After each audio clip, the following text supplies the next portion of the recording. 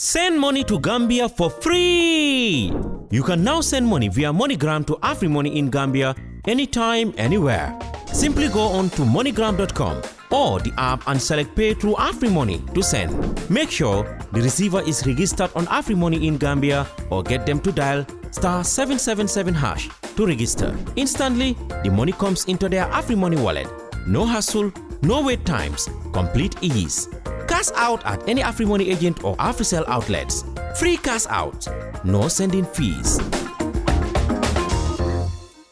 Do you enjoy spending time online with your friends on social media? If so, then AfriCell has the best offer for you.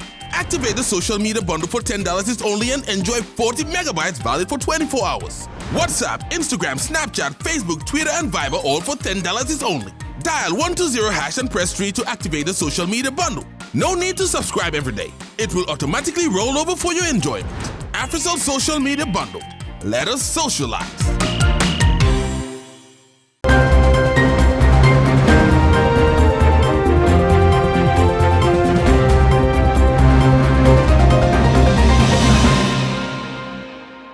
Hello and welcome to Star TV Newsroom with me, Mamadou Bailabari, and thanks for joining us. In our headlines tonight, Gambian migrants in Algeria seek government intervention. Gambia's investment case report on women officially launched. Maternal mortality remains high. Defense Minister congratulates CDS Drame on his retirement. Gambia government joins international community in condemning Israeli military operation in Gaza. On the international news, displaced in Gaza, not enough tents for tens of thousands of families.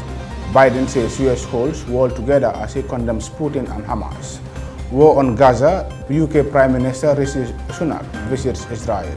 Those were the headlines, and now the news in detail.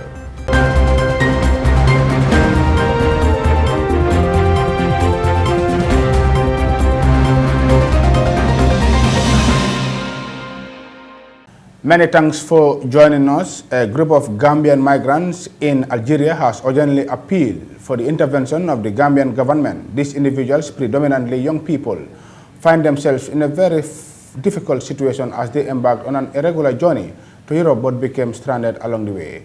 Our Modu El Baji has been in contact with these migrants and has compiled this report on their current predicament. The search for greener pasture continued to dehydrate Gambia's youthful population. Barely a week goes by without the news of migrants occupying the headlines. It is triggered by the country's economic hardship, peer influence, and family pressure. However, a dozen of young Gambians are currently stuck in Algeria, wanting to come back. The said migrants have unanimously decided to come home, but their desire cannot be fruitful without the intervention of the government of the Gambia. They call on authorities to swiftly act on their cries, as shelter becomes a big problem for them while in Algeria. The stranded migrants have informed this medium that they used to sleep on the streets and they have walked for over 700 kilometers to reach to the capital of Algiers in search of repatriation. Meanwhile, the Migration Rescue Watch Association reported in 2022 that a staggering number of 95 Gambians died through the irregular journey, fondly called Bagway. Despite the advocacy and government strategies, the youths proved to be adamant in their pursuit to reach Europe. For Star TV, I am Modu El Baji. The Gambia's investment case report on women, developed in partnership with the United Nations Population Fund and the Gambia government, was officially launched on Friday. The report brings attention to the urgent importance of investing in women's health and empowerment, while also addressing the prevalent issue of high maternal mortality rates.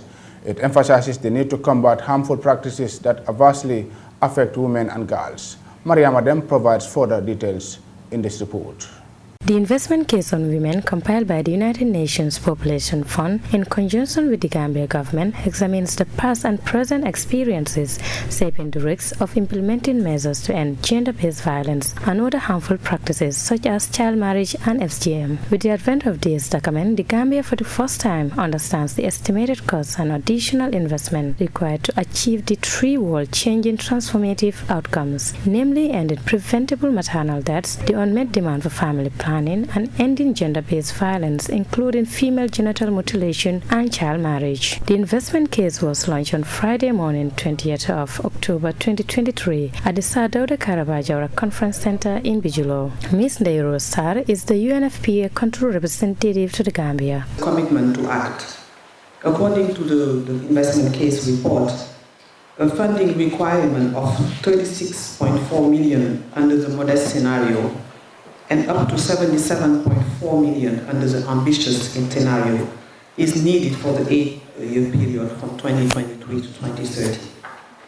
The funding shortfall between the government projected spending on reproductive health expenditures and the requirement of the combined investment cases for family planning, maternal health, and GBV ranges from $30 million in the most modest scenario to 71 million under the ambitious scenario. So the government would need, under this ambitious scenario, around 71 million to address the issues I just mentioned.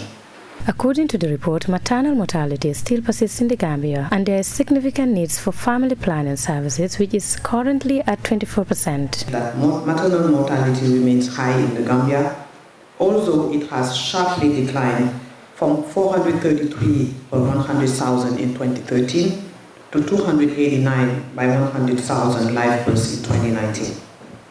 We have identified that targeted investment in healthcare infrastructures, skilled birth attendants, and comprehensive maternal health services are crucial if we want to decrease maternal deaths. To address preventable maternal deaths, we recommend increasing funding for maternal health programs, training and equipment of healthcare personnel, and strengthening health system to ensure quality care for expectant mothers. A proposed investment of $38 million could reduce the maternal mortality ratio. Ms. Sarafin Wakana, the UN resident coordinator to the Gambia, said the investment case is a powerful advocacy and resource mobilization tool that will serve as a roadmap to outline issues of maternal health, family planning, and women empowerment in the Gambia and how to remedy them effectively. The investment case is not just a document, it's a roadmap to a brighter future. It will enable us to better understand the needs, funding flows, and gaps in maternal health, family planning, and gender-based violence services in the Gambia. The Minister of Public Service, Babukar Boy, delivered a statement on behalf of the Vice President of the Gambia, Mohamed B.S. Jallow. Knowing the anticipated cost and additional investment required is crucial, particularly since the Gambia has just completed the development of a green recovery-focused national development plan that includes support areas for the achievement of the 3 transformative results. This analysis not only makes a compelling case for investing in transformative outcomes in the Gambia, but also provides evidence on responding to and recuperating from the economic downturn, particularly in the wake of the COVID-19 pandemic. And I can assure you that the Gambia government remains committed to the 3 zeros. I am optimistic that as we conclude our discussions today, we will recognize the substantial benefits that stem from making prudent and well-informed investments. According to the case report, urban areas in the Gambia are already reducing child marriage without external intervention. This suggests that more resources can be allocated to action in the rural areas, which in 2019 saw 44% incidence among the 20 to 24 age range, compared with the urban incidence of 19%. Investment in rural areas has the potential to avert up to 65% of child marriages. The Gambia will not achieve the 3 zeros by 2030 without accelerating the investment towards them, and the required level of investment will not happen without filling in the resource gaps and stepping up political commitment at all levels. This report, therefore, will be used as a financial tool to engage the government and other stakeholders to mobilize the required investment for interventions aimed at improving maternal health, family planning, female genital mutilation, and child marriage. Maria Madam, reporting for Star TV News. The Minister for Defense, retired General Sereny Modou Njie, has sent a congratulatory message to the former Chief of Defense Staff, retired General Yankuba A. Drame, in an exclusive interview with this medium at his office in Banjul. Modi El Baji has the rest of that story. The former Chief of Defense Staff, Lieutenant General Yakuba A. Drame, served for over 4 decades in the Gambia Armed Forces in various capacities. Drame have secured various accolades both locally and internationally. History has it that Yakuba A. Drame is the first Gambian general officer to retire based on statutory requirement. However, Minister for Defense Sering Modunjai described Drame's decision as something normal in the military while welcoming the new Chief of Defense Staff, Mamadou Cham. I'd like to congratulate the new Chief of Defense Staff of the Gambia Armed Forces, Major General Cham. He has been in the Armed Forces, a very well seasoned general officer. Of course, you are aware that the outgoing Chief of Defense Staff, Lieutenant General Drame, has done his very best to try to look into the well-being and the welfare and the administration and guiding principles that makes the armed forces to where we are today. We must thank him for his leadership and also to congratulate him for successfully coming to a point where he has to retire at the age of statutory retirement. And also the President and Commander-in-Chief appointing Major General Cham to take over command. This is something that we as a ministry feel and see that it is very normal in any military life. Minister Njai added that the government of the Gambia will continue supporting the Gambia Armed Forces in its reprofessionalization objectives. The ministry will continue to work on that line to support the GAF command, to make sure that all that we want to see happen in the armed forces, building the armed forces to become a very professional armed forces. I think this is what we are going to support. And already we have getting the support from the leadership, the Commander-in-Chief, His Excellency the President. So that is motivating and very assuring. So we will continue to do that. Former Chief of Defense Staff will be remembered for his unwavering stand for the welfare of personnel, his outspokenness, and his efforts in restructuring, rebranding, and remodernizing the Gambia Armed Forces. For Star TV, I am Model Baji.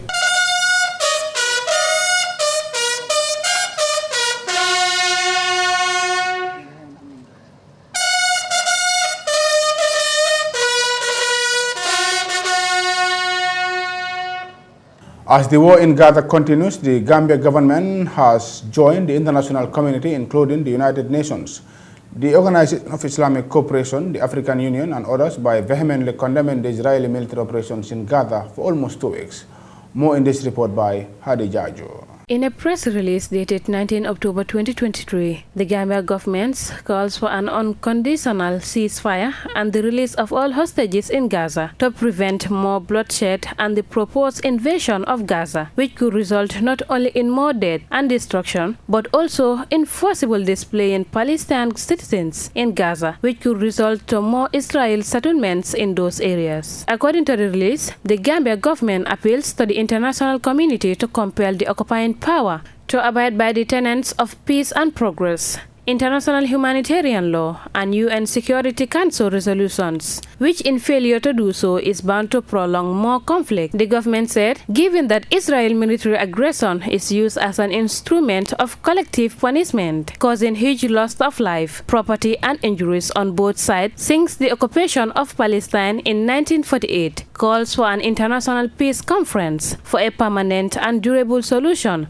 for this very protracted Palestine problem. The government of the Gambia considers that the best option for a peaceful settlement of this dispute between the two parties is not a military one, but a comprehensive peace accord based on the two-party solution, guaranteeing both states their legitimate and inviolable rights to full sovereignty and self-determination. The release added that the government of the Gambia in this context reaffirms its support to the Palestinian people to regain their legitimate national rights as recognized by the international community through its recognition of a state of Palestine within the borders of June 4, 1967, in all relevant UN, OIC, and AU resolutions. Palestinians have for a long been fighting for their legitimate and inviolable rights for self-determination for over 75 years without any success, which led to the death of over 500 Palestinians, mostly women, children, the disabled, and sick patients. For Star TV News, I am Hadijaj.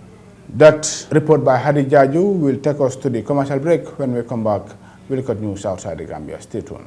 Do you enjoy spending time online with your friends on social media? If so, then Africell has the best offer for you. Activate the social media bundle for $10 is only and enjoy 40 megabytes valid for 24 hours. WhatsApp, Instagram, Snapchat, Facebook, Twitter, and Viber all for $10 is only. Dial 120# and press 3 to activate the social media bundle. No need to subscribe every day. It will automatically roll over for your enjoyment. Africell Social Media Bundle. Let us socialize. You can now receive money anytime and anywhere in Gambia through MoneyGram for free. Simply dial *777# to register and access your MoneyGram at any AfriMoney agent. Free cash outs, $100 is free for all MoneyGram transfers into AfriMoney. Cash out at any AfriMoney agent or AfriCell outlet. Welcome back after that commercial break. If you're just tuning in, this is Star TV News from our studio here in Churchilltown, and now we take a look at news outside the Gambia. Tens of thousands of Palestinians have fled to southern Gaza in search of some refugees from Israel's bombing campaign. Many are sheltering in tents, but they aren't enough for the number of people in need, and few places in the enclave are safe, as Al Jazeera's Kulsum Sharif reports. A rare moment of peace for this little girl, one of more than 1 million Palestinians forced from their homes as Israel bombards the Gaza Strip. Some families have found shelter at a makeshift camp in the southern city of Khan Yunis. Huda Arafat was injured when an Israeli missile hit her home. She was inside at the time. One of her daughters was killed. Look at these children. They, like me, have been injured. We were pulled from the rubble. How are we at fault? My home collapsed on me, same with my daughters. And we came here to live in tents, humiliated. We don't have water, food or anything. We fled with only the clothes we were wearing. Those with a roof over their heads are the lucky ones. The United Nations Relief and Works Agency has put up 120 tents in Khan Yunis, but it's nowhere near enough and offers no protection from the ongoing airstrikes. We now live like our ancestors in 1948. We're displaced from our homes, just like them, we're living in tents. Oh world, have mercy on us, we're tired. We want a truce. What does Israel want? We're displaced from our homes. What more do they want? Israel is carrying out its heaviest bombing campaign ever on Gaza, more intense than any of the previous wars. Its army is determined to root out Hamas fighters after the armed group attacked southern Israel 2 weeks ago, killing 1,400 Israelis. Israel has also imposed a total blockade on Gaza, cutting off imports of water, food and fuel. It's further worsened conditions in the besieged enclave, where most of the population is dependent on humanitarian aid. Entire residential blocks have been hit 2 or 3 times a day. In each strike, 4 or 5 houses collapse and 40 to 50 people are killed every time. We left our houses and went to UN schools, where thousands of people were crowded into 7 schools and 1 clinic. But even those schools were not safe. A week ago, the Israeli army issued a mass evacuation order of 1.1 million Palestinians living in the north of the enclave ahead of a major ground offensive. But even in the southern Gaza Strip, where Israeli authorities told people to move for their own protection, it's not safe. Kulsum Sharif, Al Jazeera. U.S. President Joe Biden has told American support for Israel and Ukraine is vital to national security. In a primetime television address, he sought to convince viewers that if Congress doesn't provide more military funding, to its allies in two conflicts, the security of the United Nations could be at risk. Al Jazeera's White House correspondent Kimbali reports. The gravity of the moment underscored by a rare Oval Office address. President Joe Biden has sought to convince Americans weary of the war in Ukraine that the United States must fund yet another military conflict in Israel. Hamas and Putin represent different threats, but they share this in common. They both want to completely annihilate a neighboring democracy, completely annihilate it. It's a tough sell for a president who in 2019 promised voters he'd end the forever wars. But Biden argues not funding Ukraine and now Israel's conflicts will embolden the enemies of America's allies, ultimately putting Americans at risk. American alliances will keep us, America, safe. American values are what make us a partner that other nations want to work with. To put all that at risk, if we walk away from Ukraine, if we turn our backs on Israel, it's just not worth it. In a politically divided United States, where the FBI reports Islamophobic and anti-Semitic attacks are rising following the October 7th attack in Israel, Biden has cautioned Americans not to give in to hate.